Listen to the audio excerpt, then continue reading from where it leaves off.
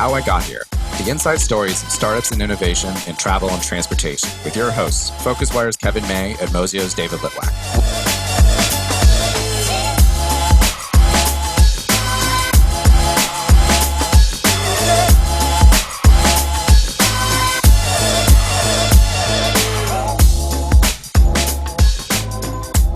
Thanks for joining us today for How I Got Here, PhocusWire and Mozio's podcast about travel and transportation startups. Today we are here with Tyler from LoungeBuddy. LoungeBuddy was founded actually 6 years ago to the day and recently sold to Amex. They build software for consumers to access airport lounges and SaaS software for those airport lounges to manage their members. So thanks for being with us, Tyler. First of all, congratulations on your acquisition by Amex. You must be very excited. I absolutely am. It's been one heck of a journey, and as you mentioned, 6 years ago was the day was when we were incorporated. But of course, when you come up with an idea, it was almost a year earlier than that. So we're ticking up on almost 7 years since this idea was formed, and it's certainly been an exciting year for us to date, and I think a whole lot more exciting things to come now as a part of American Express. Tyler, it's Kevin here from the UK. Good morning to you. So I'm curious, David just referenced that it's 6 years ago to the day that you incorporated. Does it feel as if it's 6 years ago? In some ways it does, especially when I think back to the various office moves. We are now in our fourth space since we started. The variety of people I worked with, getting our initial deals done, talking to our investors, our earliest investor pitches, looking back on that stuff, even looking back on our original media articles when we first launched. We were very fortunate to have been extremely successful in getting a lot of media attention in 2013 when we first launched our product. But in other ways, I've been an entrepreneur my whole life, and so particularly when you take a step back, it really is a blink of the eye. And I think a lot of companies are looked at this way that are startup type companies or venture backed or technology focused companies, particularly from the consumer audience. I mean, companies like Uber, people talk about, wow, this IPO is such a big thing, but Uber's a decade old. And while, of course, compared to a company like IBM, that's significantly older, or others, Hewlett Packard, right, that are many decades old, certainly not that old. But when you're living it, breathing it every day, it does carry a different perspective. Okay. So why don't you just very briefly give us the company history of LoungeBuddy from those 6+ years ago then? Well, there's a lot of ways one could look at that, but I think the general overview is today LoungeBuddy is around 30 employees. We're headquartered in San Francisco, which is where the company was founded. It was actually founded in my living room, and for the first 6 months, we worked out of my dining room in San Francisco, subsequently moved over to a co-working space in Jackson Square, then over to North Beach, and now into our current office in Chinatown of San Francisco. And over that time, the reason for those moves were the incremental team members that we were able to add on as our organization grew. But really, from the business perspective, we started off as focusing on being the single resource for airport lounge photos, content, data, reviews, and access rules. And essentially, think of that almost like a TripAdvisor or a Yelp or a Zagat of airport lounges, but also layering on showing you which lounges you were actually eligible to visit. And to talk specifically, because I know the term lounge is used in a couple of different ways in the airport, we're talking about the VIP airport lounges that were typically built to cater to first and business class and elite travelers out there. Of course, the lounge industry has certainly expanded beyond that group with the rise of independent lounge providers as well. But basically, there was one thing that we knew that was a big challenge, and that was there are these wonderful spaces in airports all over the world, and not a good place to actually figure out which lounges were in a particular airport, what was inside, whether a specific lounge was worth visiting or not, and most importantly, how to get in. And as we continue to build on that resource, we knew that the second part of the challenge that we wanted to solve was helping travelers who did not have access to airport lounges, which we estimated to be somewhere between 90 and 95% of the traveling population, to be able to have an opportunity to get a glimpse at what's inside, and then have an opportunity to purchase access when there was available capacity in these spaces.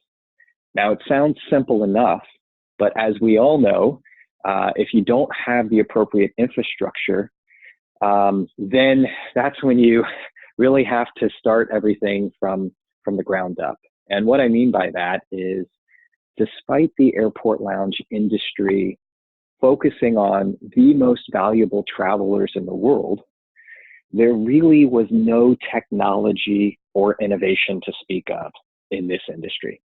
And so we knew that in order to take that leap from being a great resource for information to actually helping travelers to access these lounges, we also had to build a real-time inventory management platform. And essentially what that means is, think of services like OpenTable or Resi, where you could go online, see available restaurants, look at reviews, look at photos, but also make that restaurant reservation. And doing so meant that you had to have a system on the other side, on the restaurant side, in order to receive those reservations, block off tables, make sure you don't overbook the restaurant, provide information about customers, have a means of contact, and do so, of course, all in real time. And what they built for restaurants, we built for the airport lounge industry. And so doing so meant that we actually had to provide these lounges not only with great software, but the actual hardware to run it. Because many of these lounges, frankly, were doing check-ins, no joke, with clipboard type technology. And when I say clipboards, I mean physically printing out pieces of paper in order to check in. Right. Now, they're not all the same, you know. Some, of course, are much more advanced than others. And I'm certainly not trying to knock the industry, because I'm sure some industry folk are listening to this saying, no, you're wrong. You know, my lounge that I'm responsible for, our company that we work for, they're so much better. And they've certainly evolved. But we're talking today. And frankly, even 6 or 10 years ago, that wasn't the case for most of these groups. And so we knew that there was a lot of challenges ahead, but of course, with challenges come opportunities. And secondly, with significant fragmentation, create opportunities. And that was really another big piece here. I mean, when you think about restaurants, for example, of course, there are a lot of big chains, but frankly, you know, some of the most frequented restaurants are not ones that, particularly ones where you're making reservations at, are not ones that might have 100 locations. And so as a result, there's a lot of fragmentation in the restaurant industry, in the same way that there's a lot of fragmentation in the airport lounge industry. There's actually not a single lounge provider that has more than about 5% of the world's lounges. So we knew that that meant getting a lot of deals done in order to be able to have global coverage, but it also meant, you know, helping to build a moat against future potential competitors. I remember the first time we met, Tyler, was about 5-6 years ago in San Francisco. And one of the things that stood out to me was you mentioned that the airport lounge industry was $9 billion. And I still remember that. And maybe that I got that number wrong right now in retrospect, since it was a long time ago. But I remember thinking about how I had never used airport lounges before that point, and there was this entire industry that I didn't know about. So, and I think this is kind of an interesting thing for our listeners, is that there's, so many niche industries in the travel and transportation industry that people don't, necessarily think about disrupting. I'm curious how you came across the idea to start doing this. Were you just a airport lounge enthusiast? What was that initial kind of aha moment where you figured this is something you want to spend your time solving? Well, there's a lot of layers in that question, so let me try to peel them away here quite a little bit, and if I miss any, feel free to follow up with a question. The way that I got into this industry was I was a consumer of airport lounges myself. I have been a travel enthusiast since I was a little kid. With our annual family vacation that we'd take, we'd typically go one place outside of the US each year, starting around the age of 13 for me, I think. And it was just magic. And I very quickly caught on to what all these perks were in the travel world, and particularly around airport lounge access. And frankly, it was American Express that helped me catch that travel bug at a young age, because I had made it my mission back in high school to get the American Express Centurion card, which is also known as the Black Card. I know I was a strange kid in high school. I still am a strange adult now, but with different priorities, I guess I would say. But well, I think it works out in the end. Well, it certainly does. It certainly does. And but that card, like, one of the coolest perks about that card was earning elite status with a lot of travel-related businesses like hotel programs and airline programs, but also getting airport lounge access. And as a result of that, I was able to really dive in and learn a lot about this industry. And frankly, what I think makes the airport lounge such an amazing opportunity is, every air traveler has one thing in common, if you're flying commercially, of course, which is 99.99% of travelers out there, and that is you've got to pass through at least 2 airports in order to get to your destination. And while airports are improving, certainly are, it's still a very stressful and very uncertain experience, right? There's a lot of variables, and people just behave differently in airports, even if it's similar to like a shopping mall or something else. And so, frankly, there's not a lot you can control within the airport experience, but being able to make the most of your time is something that is within our control. And the airport lounge really is that oasis in the airport.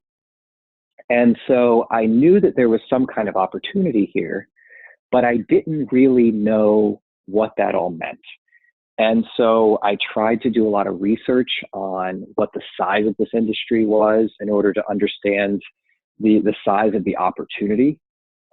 Given that we're a Silicon Valley company, I thought about, what would it take in order to raise investment, whether it's from angel investors, like individuals who would put in a check, or venture capitalists, right? More larger groups or professional investors that would typically write a larger check. And frankly, one of the biggest questions they all ask is, how big is the opportunity?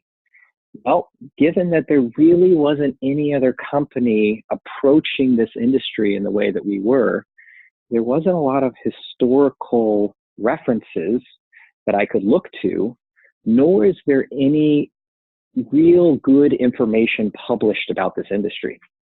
So truly was, as they say, wild, wild west with this. Back in the early days. Just on that, Tyler, that's a really interesting point. If there wasn't any research available and you were at the very early stages of, I guess, of what some people call customer discovery, how did you make a convincing case to people to to back the organization, whether it was with friends and family, angels, VC, whatever? What was your pitch to them, given that there was very little information about the addressable market? Yeah, well, we took a similar approach to what I believe the story Uber told in the early days, which was, if someone asked you 10 years ago, what's the total addressable market for people booking transportation through an app and then having that vehicle come to you and take you to another point, what would it be? And the answer is zero. We're close to it, right? And so what you have to do is you've got to flip the question and say, well, wait a second. It's not what's the total addressable market for what exists today. It's what is the problem you're trying to solve and how many dollars can you bring into that industry? And so for us, we looked at two things. One was this notion of ancillary revenue is on the rise. And again, look back 6 years, 7 years, 8 years ago, where ancillary market was just starting to flourish. And of course, it's now such, a core value creator or revenue driver for basically any airline in the world, right? It's a necessity these days. And then it was just starting to become a big thing, this larger thinking of unbundling, so to speak. So we looked at that. And then we also looked at what are travelers already paying in the airport to try and recreate or create a similar experience to what you'd get in a lounge anyway. So things like, how much are travelers spending on a meal or at the bar or at a spa? So restaurants, wine bars, spas, even like day use hotel rooms, these types of options where they're trying to recreate what you get in a lounge, as well as what's the current volume going through airport lounges today? How are people valuing that visitation if you were to break it away from, unbundle it, so to speak, from say a business or a first class ticket? And what would travelers be willing to pay in order to get that experience if they're not flying first or business class or don't have elite status, i.e. don't have that credential or that existing access today? Yeah. And it was very rough math because, again, it's just making an educated guess with what's available to you and then doing your best to try and prove that theory. So what's interesting about that answer is that I feel like you obviously never really got to some of those other options. You mentioned a bunch of things other than airport lounges. How, I think, was that really part of the launch plan at any point, or was it kind of always like, well, this is what the market could be, and it was mostly done for investors and raising that big round of funding, but really internally at LoungeBuddy, you guys kind of thought of it more like, okay, well, that's a big vision, we probably will never get there, we're mostly just focusing on lounges. How much of that was kind of more for the investors, and how much of it was really kind of a real plan?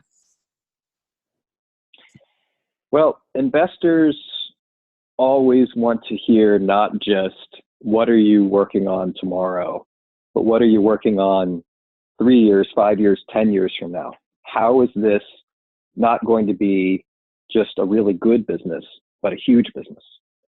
And even when we first set out to build and launch LoungeBuddy, we always knew that the underlying goal was to help travelers have a great airport experience. Now, fortunately, airport lounges solve for the majority of travelers' pain points and can help create that great experience. But in some airports or under some circumstances, that is not the case.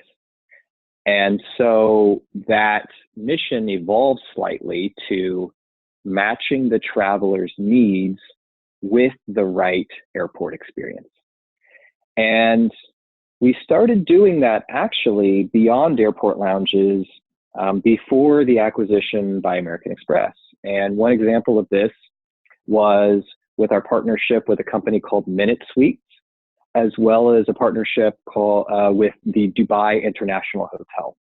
So both of these brands are inside security in the terminal. So Minute Suites is in various locations across the United States, and the Dubai International Hotel, as the name implies, is in the Dubai International Airport. And what we were able to do was work with them on their available inventory in order to book their private rooms. And Minute Suites, as the name implies, are these little mini hotel-like rooms, but micro-sized, with a sofa that converts into a bed, a private computer workstation, a television, Wi-Fi, very calming environment. And the Dubai International Hotel is a full-scale, full-service hotel with a gym and a pool and all that good stuff. And to be able to book these rooms by the hour. Because one thing that we found was that travelers aren't traditionally booking overnight type stays like you would in a regular hotel. And is there an opportunity to actually get more than 100% occupancy? And you can do that by renting the same room out multiple times in a 24-hour period. And you can effectively get more than 100% of the overnight room rate as a result if you're relatively efficient with this. So we proved some very good early success with that. Of course, then the acquisition came with American Express, but with both of those providers, we are still offering those types of services through the LoungeBuddy platform today. I suppose another way of perhaps reframing the question, Tyler, in a more flippant way is, but how many URLs did you buy that ended with the word buddy.com? We did evaluate alternative names or names that could be considered similar. I think we own Lounge Pal and some others. Okay. In case people wanted to try and create a copycat product. But even though, of course, LoungeBuddy is a name that focuses what people would say on airport lounges, frankly, if you take the word lounge and think about it, it's more of a place to relax, to sit, to enjoy. And so you may be able to relax or enjoy something that's beyond what someone would say airport lounge, which is why we didn't say airport lounge buddy, of course. You could actually use the name a little bit further than just airport lounges themselves, we think. I think what's quite interesting, and it's something that David and I have talked about beforehand when we were, throwing questions around about what to talk to you about. I mean, I think it would be fair to say that your investment of 4 million, correct me if I'm wrong, is a fairly modest amount in today's terms. I mean, just talk us through what the strategy was with raising money. And I think the one thing I'd really like to know is, what could you have done if you'd raised a lot more, if you had the opportunity? So we did not fully disclose exactly how much we raised in total. I can say that it was certainly significantly less than what most companies who eventually reached an exit would have raised in a similar position. Yeah, I'm just going by Crunchbase, that's all. Yes, Crunchbase is a wonderful resource for those who have never heard of Crunchbase who are listening to this. It's a great resource to get some intel on companies, but not everything is announced and not all their information is 100% accurate, although they do certainly try their best to have as much accuracy as possible. We were certainly a company that was focused more on getting media attention and celebrating milestones around growth, around revenues, around customer satisfaction, rather than around fundraising. And as a result, we really downplayed a lot of our fundraising efforts, and we had a great group of investors that were incredible supporters, both in terms of emotional support and great advice along the way, because we certainly needed it. But one thing that I think those that aren't in this industry day in and day out is that some of the most successful outcomes for entrepreneurs are companies that don't raise hundreds of millions or billions of dollars. And as I think back when I was listening to a different variety of music than I normally listen to today, I believe I will quote a rapper that said, "Mo money, mo problems," which I think is very true in this industry. The more money you raise, the more pressure there is to do certain things. And oftentimes what can happen is the more shareholders you have and the more people that are attached to the organization, the more directions the founders can be pulled in and more pressure to perform a certain way, which may be beneficial, but in many cases I've found can either be distracting or net negative to the overall business, because it does not necessarily allow you to focus on your core vision as a founder, rather than on the vision or the goals of your shareholders, which are typically your investors when you raise a lot of money. And following up on that, go ahead. How did you think about?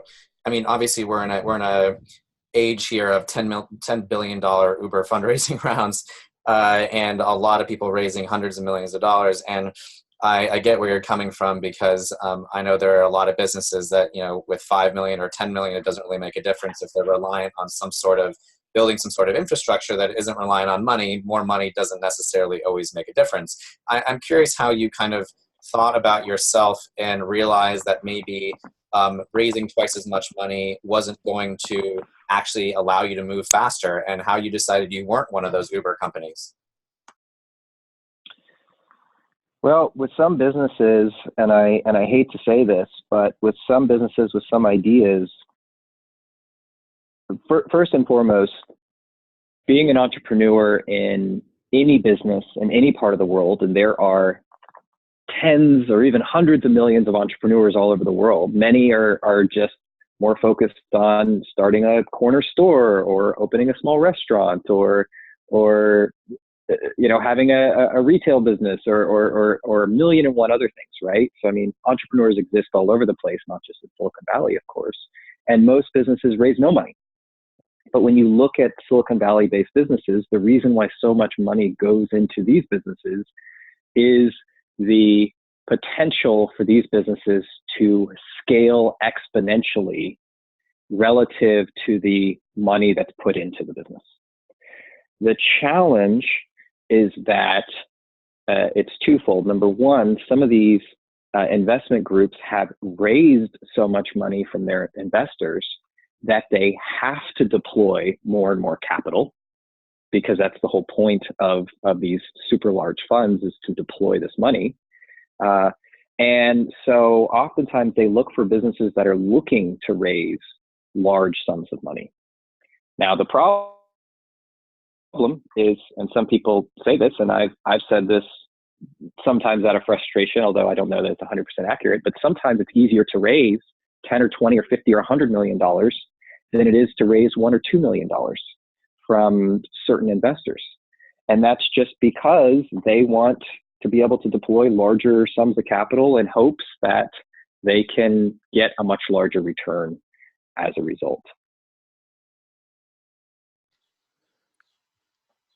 So it was it's what, 3 years since, or 4 years even, since your last raise, I believe, according to the sometimes not always correct Crunchbase. Have you felt the need in those intervening 4 years to raise more money, or did you raise enough at the last round to keep you going right up to where you started your conversations about an exit to Amex? So a couple things there. When we talk about getting acquired, by the way, we don't even use the term exit because none of our team actually exited. The only people who exited from this from this acquisition were our investors, and the reason being is their shares, of course, were purchased by American Express. We think of this almost as the next chapter in our journey. That's a nice way of putting it, actually, isn't it? Yeah. You very rarely hear someone who's just done what you've done talk about it in those terms. It's quite an interesting way of putting it. It's always, maybe that's because certainly us in the media often use the word exit because it's just part of the vernacular. Well, and oftentimes the talking heads that talk about these deals are the investors, and they are getting an exit. They're the ones that are, washing their hands of this, getting paid, sometimes getting an exponential return, sometimes not getting any return or losing a lot of money, depending on the specific investment, and then moving on to the next thing, right? Or it might be they have their hands in 100 companies and this is just one, and check it off and move on. To go back to the previous question for a moment too, one of the reasons why we thought it was so important to not raise an excessive amount of capital too was that it forced us to focus on the most important things, which is growing our customer base, growing our partners, and being efficient so that we can get to profitability. And I know that sounds crazy to a lot of people who are listening who aren't in the entrepreneurial world. What do you mean getting to profitability? Shouldn't you have a business plan that is a profitable business plan and then figuring out how you can continue to grow? Well, I mean, again, I keep referencing Uber, but yesterday Uber announced their latest results and they only lost $1 billion last quarter. Is that right? all? Okay. And look, like Uber is an amazing business, and I really respect how they've impacted the world. Some parts for the better and some parts not for the better, but to be able to get to eventual profitability. I mean, Amazon lost money for years and years and years. And now today, they are certainly a highly profitable business and one of the most valuable businesses in the world, right? So oftentimes the time horizon to getting to profitability can be substantial. For some businesses, it's just a necessity in order to get to that eventual profitability. But for many businesses, I think it's a crutch. And it's this expectation or almost this drug that all we need to do is just grow customers or grow revenues or both, but not grow towards profitability, not move towards positive margins. And what, of course, happens with a lot of businesses is, well, maybe some businesses, maybe not a lot, is that drug may dry up. And it could be because investors get fatigued by that story. It could be because the economy shifts in a different direction. Or it could be because that specific market no longer becomes as hot as it was before. Yeah. And what happens if you're a highly unprofitable business that requires significant capital infusions to continue to operate is you are at the mercy of your investors. And that is a very dangerous path, in my opinion, for many businesses. And for us, we knew from day one that we did not want to go down that path. We wanted to make sure we could maintain our independence. And if raising additional capital led to a very specific path to growing revenues and therefore growing our bottom line, and could be profitable, but could be that we reinvest, of course, those profits into continued growth, then fantastic. But if it was more just well, we're going to raise a lot of money because we can. We'll, of course, use that to grow, but that growth is either unsustainable or highly unprofitable. Then we knew that was a dangerous path to go down and decided not to pursue it. Got it. And by doing so, that meant, and it sent a very clear message throughout our entire company of how can we be creative with our frugality while still growing the business.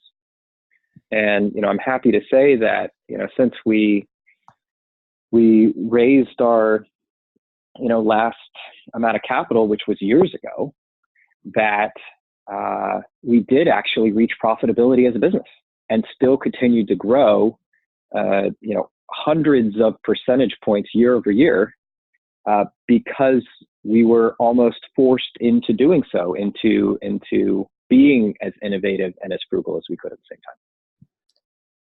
Cool. So I think it would be really interesting to delve a little bit deeper into that relationship with Amex, because I know it was formed over years. We won't call it an exit, but you obviously built a relationship over years in order to get to that next phase that you alluded to. I think our listeners would be super interested to hear kind of how you took that from initial deal to much more closer relationship, how you helped, got them more dependent on you if that was the case, and then managed to negotiate a transition into merging forces. Well, oftentimes your best potential acquirers are the entities that know you best, that understand the unique value you can bring. I mean, there are many ways in order for a business to get acquired. It could be a private equity firm might see special value, in the business that they think they can get a multiple on. It could be that you merge with another organization because those two organizations together can create certain efficiencies or synergies that separately would not make as much sense or not be as efficient. Or it could be that a business that you've worked with currently or in the past knows that they can unlock special value that goes beyond just a partnership by you being under the umbrella of that organization. And that's essentially what the American Express acquisition was of LoungeBuddy, which is that we had a 2+ year relationship with them prior to this acquisition closing. And during that time, while that was a commercial agreement that we had, it was also kind of like dating, right? We got to know them really well and they got to know us really well. And I think that was one of the key reasons why this acquisition discussion was formed, was they knew that we could actually deliver on our promises and that we weren't just selling snake oil, that we were actually creating unique value, in an industry that they value highly as well because their customers value it. Premium credit cards like the American Express Platinum Card and Centurion Card, or other brands like Citi's Prestige Card here in the US, or the Chase Sapphire Reserve Card, they all provide airport lounge access. And the reason being is that this is one of the most highly valued benefits of all credit cards in the world. Those credit cards that are typically charging, $300 and up, or, hundreds of pounds, or whatever the currency is that you're looking at in your respective country, airport lounge access is almost certainly one of those benefits, and it's almost always at the top of the list. And so, the company American Express, they have certainly invested heavily in innovation, and they have a customer base that really is at the top end of premium customers. And so it really was this this perfect fit of, we are leveraging technology in order to deliver a premium customer experience in the airport where high value customers, spend more time than non-high value customers. And so how can we work together in order to leverage our technology to American Express's tens of millions of high value card members all over the world? And so it really was, like, in hindsight, such an obvious thing, but it took years to build that trust with their brand, because they're also a bank holding company and they're a very risk averse company too. And so if it wasn't for that partnership that we had with them for years, I don't think this acquisition would have happened with them, because they want to go through that dating period before jumping in and getting married, so to speak, with an acquisition. I think that's pretty key insight when it comes to strategic acquisitions in general. I've noticed that there's a category kind of private equity firms that are willing just to kind of judge you based on EBITDA, but you're going to get most value when you are building that relationship. And I've seen people pre-partnership versus post-partnership and 10x the multiple price for their company, just because they were able to de-risk it. So I think that's generally a good rule of thumb. But Kevin, sorry I interrupted you. No, it's fine.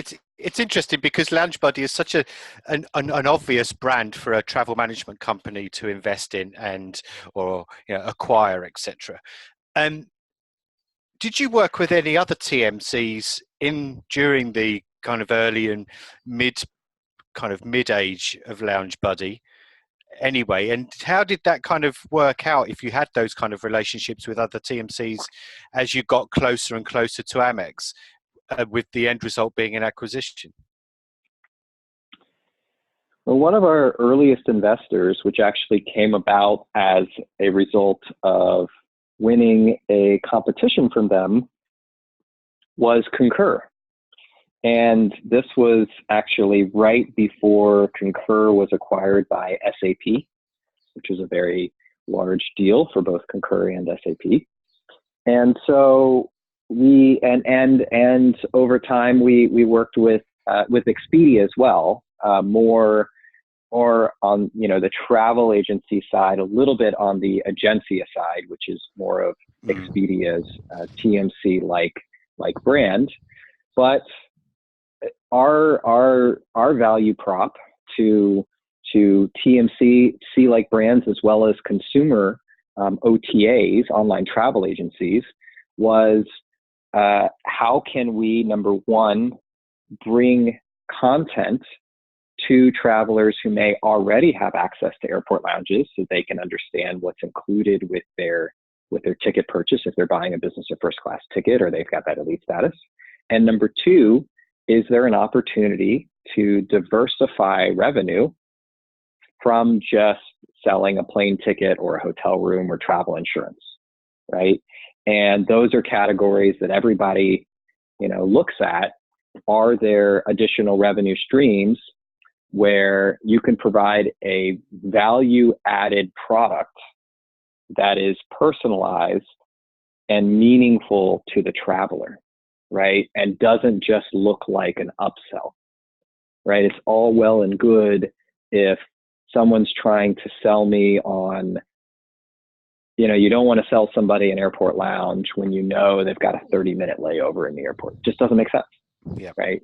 So how can you deliver that personalized value, or selling me parking, when I don't even have a car, right? Why would I buy airport parking if I don't even have a car, right? So how can you deliver that personalized opportunities, or knowing, from the travel management side of things, if the expense policy for a particular business traveler is they can't spend more than $35 in the airport, then why would we offer them a lounge that's $60? We should only show the lounges that are $35 or less. Right. And, we had started to scratch the surface with some of those offerings, but this opportunity for acquisition came along and shifted our focus solely, towards bringing tremendous value to American Express and their card members. So Tyler, I think we got a couple more questions and then we'll wrap up. But one that Kevin and I were batting around before is that I think there's almost kind of a trope, at least among my other travel and transportation startup friends, which is I've heard this saying that, you start in consumer, then you go to B2B once you realize how hard that is. And if you last long enough, maybe you get the chance to go back to consumer. And you had a consumer brand and you also had a SaaS platform, and you mentioned that at the beginning of the call here, but I'm curious kind of how much you thought about the SaaS platform as maybe a necessary evil to get the consumer app up and running, or was it the consumer app as a nice add-on to the SaaS platform? Kind of how did you think about your business? Were you B2B first or what, and how did that evolve over time? Well, I hadn't heard that saying before, but it's interesting. I was doing a quick reflection on that while you were talking as to what our path actually was. So we started in consumer, but we started in the consumer side of just content, photos, ratings, and reviews, right? And access rules, where we actually weren't generating any revenue whatsoever. It was more just providing a really cool, easy resource in order to build our brand and build that community of travelers. That allowed us to then go out and partner with these airport lounges to be able to have inventory. And we had to build that, B2B inventory management platform, but we were still just focused on consumers. I think the reason why people get into the business to business side of things from the travel perspective is one thing that most entrepreneurs underestimate in the travel world particularly is how expensive it is to acquire customers. And so when you actually start doing the math beyond the first 100 or 1,000 diehard fans of your product that become your first customers, so that looks really good. But then once you get beyond that, you start looking at your numbers and you say, holy cow, X business, and I'm not even saying LoungeBuddy, but just using a random business, let's say they make, $20 margin on a sale, but it's costing that business $75 to acquire that customer. There's no way this makes financial sense. So how do they continue to grow without spending $75 per customer? And one way is they do spend the $75 per customer and they raise $100 million or $500 million or something, right? The other way is that they partner with other businesses who already have those customers and say that they'll give a good chunk of their margin to those businesses in order to get those customers, in hopes that those customers start using them directly, and then they get higher margin and then can hope that they can increase their consumer business as well. For us, we were actually fortunate in that we were able to maintain tremendous efficiency in our customer acquisition strategy. And so as a result, because of this both relatively above average margin opportunity and our significant efficiency and powerful brand in this niche of the industry, but still an important part of the industry, that allowed us to still have a very good direct consumer business. But we also didn't want to neglect the B2B side of things, which is why we partnered with the Expedias of the world, the Concurs of the world, and of course, American Express as well. And so we thought that actually by having that dual strategy, it wasn't necessarily picking apples from the same tree, but two very different trees. Okay, so right, we're coming up to the end of time here, Tyler. So two quick ones, one from me, and then one from David. So the one from me is that you've you've said a couple of times, you're based on the West Coast in the Valley, San Francisco area. If you were unable to be based there, what other location would you like to have headquartered the business? If I could just go anywhere I want, I would have probably chosen Sydney, Australia. Okay. Zach, one of my two other fantastic co-founders, is originally from Sydney. We have 4 team members in Sydney today. It's a great city. It's a little bit remote from the rest of the world, but an amazing place, and I certainly wouldn't mind making that my home for a while. Okay, David. Funny, I expected you to say something like on board a cruise ship or something like that. I thought he might say Yeah. Tahiti or something like that. Well, I remember Tyler did I remember you telling me you did a corporate retreat on board a cruise ship at one point. So I expected something a little more nomadic, but it's just didn't. So yeah, I think we like to end these with one pretty standard question, which is what advice do you have for other budding travel and transportation entrepreneurs? And I think we'd like to keep that specific to this industry. And yeah, just like to hear your feedback.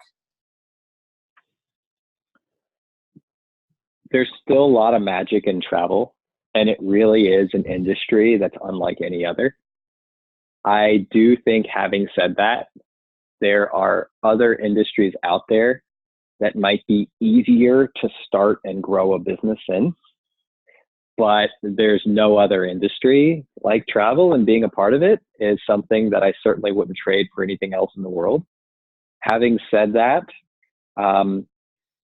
just raising a ton of money should not be the thing that you focus on or celebrate around.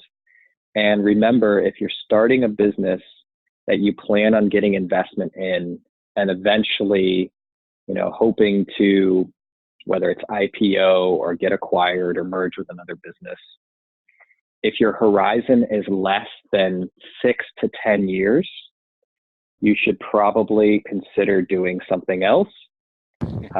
But that's because that really is the nature of what it takes to come up with an idea, to start a business, to grow the business, and eventually, get to an outcome. That's great, actually. I mean, for all the things you hear startup founders saying, there's nothing more upbeat than someone starting off by saying there's still a lot of magic in travel. So I'm fairly inspired by that, and I'm a dour old journalist, so that's terrific. Thank you very much. So it really goes for us to say thank you, Tyler, for joining us on How I Got Here. We really appreciate the depth that you've gone into with this. As you know, it's one of the things that we've been talking about is that with many startup stories, you only ever hear the 9 or 10 minutes that they often say at a pitch competition. So it's been really good to kind of get under the hood of LoungeBuddy and the deal, and I'm so glad that you told us not to call it an exit and all those kind of things, and to really find out a lot more about you and the business. So thank you, Tyler. Really appreciate it. It's been a lot of fun. Thank you so much for having me on the program, and I certainly hope to all the listeners out there that this was helpful and meaningful, or at least interesting. Okay, cool. So I'm Kevin May from PhocusWire. Thanks, David Litwak from Mozio. Yeah, thanks a lot, Tyler. Appreciate it. Okay. So if you're a debutant to How I Got Here, hope you've enjoyed it. Tune in for another one, and there'll be plenty of more of these to come, and the back catalogue will be up online as we start filling more of these over the next weeks and months. So thanks ever so much to everybody for listening, and we'll catch you on the next episode. Thank you.